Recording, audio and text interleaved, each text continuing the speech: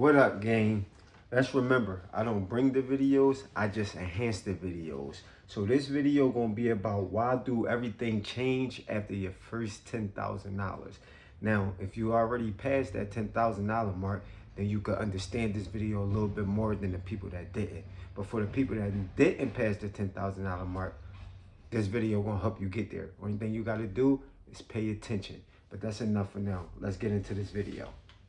So the best advice I've ever received from a millionaire was this: stop focusing on making $1 million. Instead, focus on your first 10,000. And at the time, I didn't fully understand what that meant, but I'm really glad I listened. In this video, I'm sharing 6 reasons why everything changes after saving your first $10,000. First, reaching $10,000 shatters the first mental barrier of wealth building. Like all of a sudden, the thought of saving $15,000 or even $20,000 doesn't seem so crazy anymore. A 1997 study by Bandura found that breaking mental barriers is something that many people overlook. But it is by far the most important aspect of personal finance because you need self-efficacy to improve. And it's been years since you've taken the SAT. Self-efficacy is basically when you believe in your own capabilities to accomplish something. Like if you start playing a brand new video game and you're a level 1 warrior, there is literally no way in heck that you think you can beat a level 99 mage. It's literally impossible. Bandura found that people who were given specific smaller goals were way more successful than those who were given larger, vague goals. And this is something that I've experienced firsthand. Like, I didn't grow up with money, so when I first took my personal finances seriously, I couldn't even wrap my head around like a 5-figure number. Like even when I was doing side hustles like reselling candy at school or designing clothes and selling them, I was still only thinking in hundreds, maybe thousands, but tens of thousands never crossed my mind. But when I first saw my bank balance go to 10,000, it completely transformed how I perceived money. And I know, it's just numbers on the screen, but for someone who didn't really grow up with much, just seeing that for the first time, it just makes everything feel possible, you know? And for some reason, $10,000 is always the first mental barrier for many people. Well, a 2010 study found that people respond much more to goals or objectives framed in round numbers. Like if you save $9,999, it's essentially the same as $10,000, but for some reason, it just doesn't hit the same as when we see those nines turn into zeros and we literally see 5 figures in the bank account. Or if your Apple Watch tells you that you walked 9,892 steps a day, there's a good chance that you would go out of your way to walk another 108 steps to round it all out. Next, your first $10,000 is only the beginning because $10,000 builds a nice momentum for your next financial goal. Your first 10K is like the first snowball that you roll down a hill. As the snowball rolls along, it's gonna start picking up snow and it gets larger and larger, and the momentum carries it down the hill. At first, it's not gonna seem like much, right? It's just snow going down the hill. But eventually, over time, the momentum will keep on piling on and it's gonna become overwhelming. Let's say you start at $0 and you save and invest $1,000 a year with an average 10% return on your investment in the stock market. Getting to your first $10,000 in this scenario would take you about 8 years. But a mistake that most people make now is that they think it'll take them 8 years times 10, or 80 years in total, to get to $100,000. But that's wrong.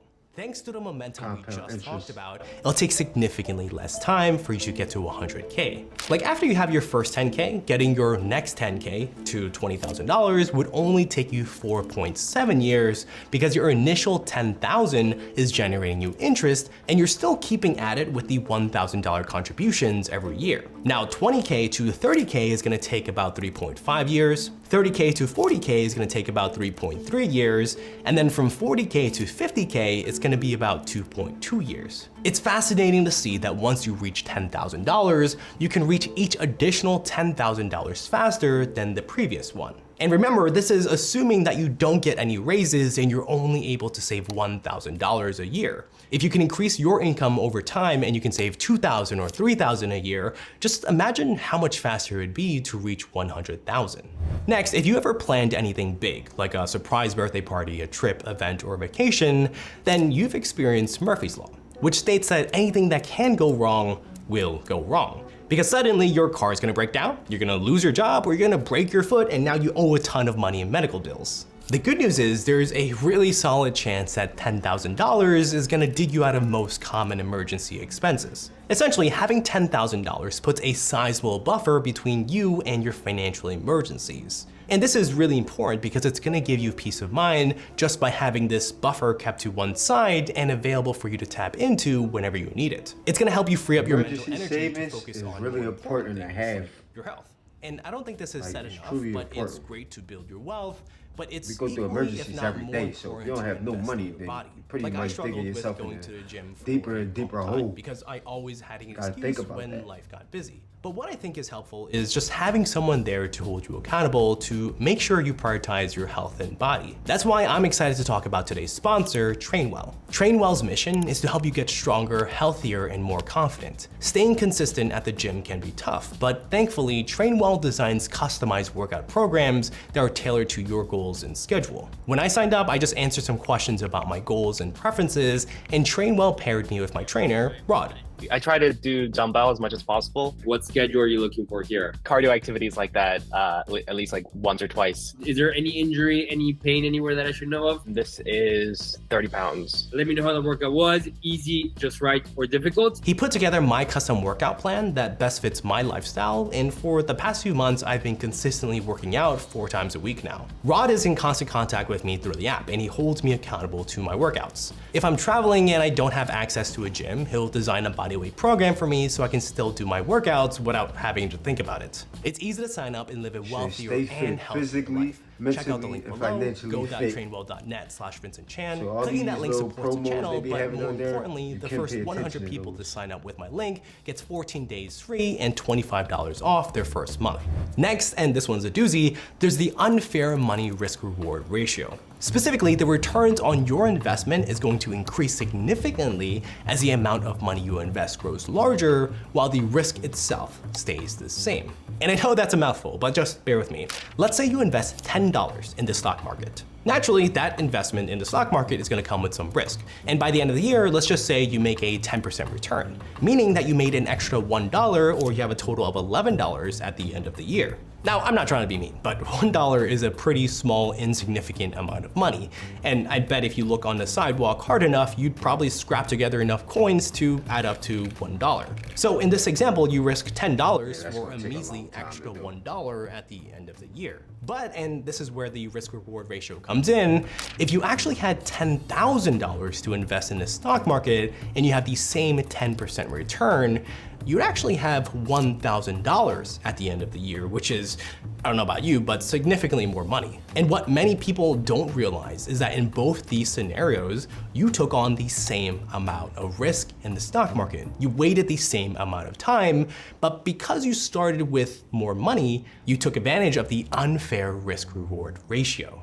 Now, I think it's fair to say that credit card debt is a big problem. In 2024, the average credit card interest rate is over 20%, which squashes any chance you have at building wealth. Like I had a friend in college who the made credit some cards. pretty questionable choices. In his senior year, he No saved good. up $3,000 No good at all. for a Europe trip to treat himself for graduating college. And it was all going fine. He was having a And great time, he APRs was staying on in there, hostels, they starting at until 24, he decided to 25%. later stay an additional 4 It's not weeks. worth it. He was just swiping his credit card for Especially if everything, you're gonna and be late he paying didn't them. realize that he massively overspent his initial $3,000 budget until he got home.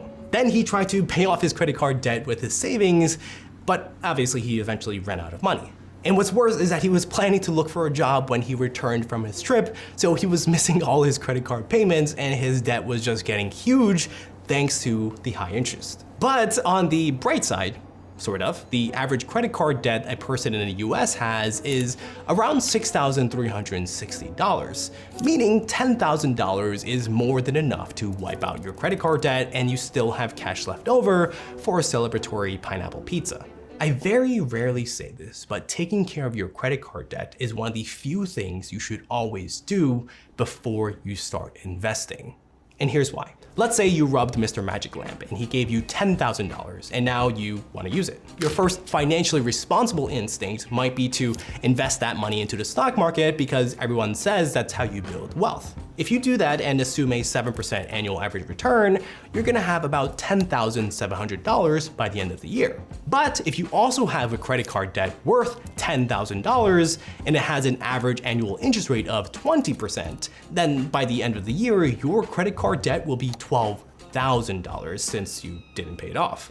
The problem is, by choosing the investment option, you're effectively earning $700 from the stock market, but you're losing $2,000 to credit card interest, which puts you about $1,300 behind. For most people, credit card interest rates strangle your chance of becoming wealthy, so you want to make sure that you clear up your credit card debt first. Next, and something that's not acknowledged enough, is saving your first $10,000 means you built some sort of financial discipline and good money habits, because people don't just randomly stumble into this kind of money.